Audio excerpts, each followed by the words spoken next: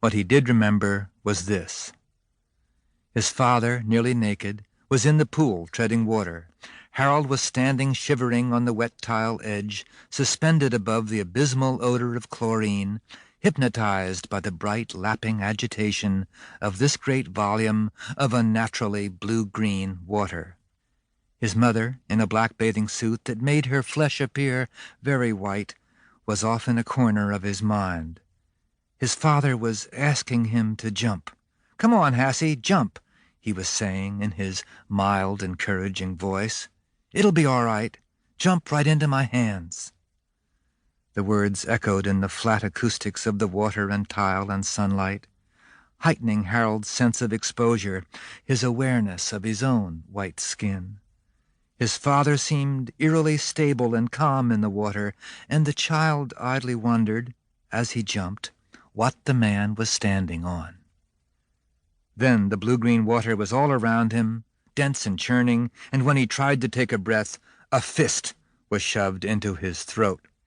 He saw his own bubbles rising in front of his face, a multitude of them, rising as he sank. He sank, it seemed, for a very long time, until something located him in the darkening element and seized him by the arm.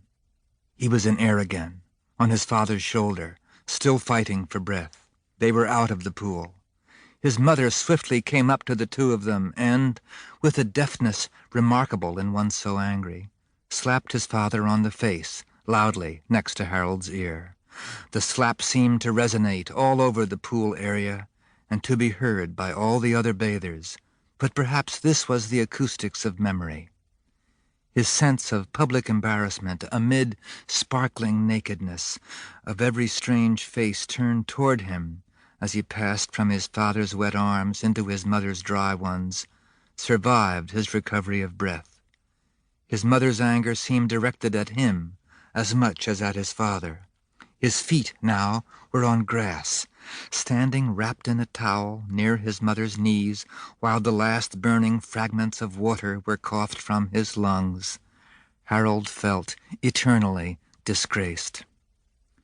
He never knew what had happened.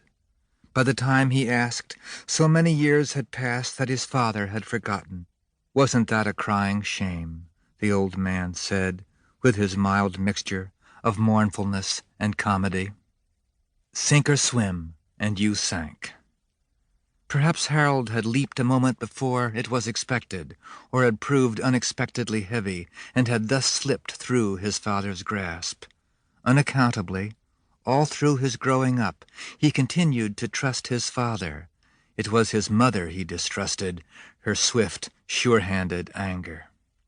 He didn't learn to swim until college, and even then he passed the test by frog-kicking the length of the pool on his back, with the instructor brandishing a thick stick to grasp if he panicked and began to sink. The chemical scent of a pool always frightened him, blue-green dragon breath. His children, raised in an amphibious world of summer camps and country clubs, easily became swimmers. They tried to teach him how to dive. "You must keep your head down, Dad. That's why you keep getting belly whoppers." "I'm scared of not coming up," he confessed. What he especially did not like underwater was the sight of bubbles rising around his face.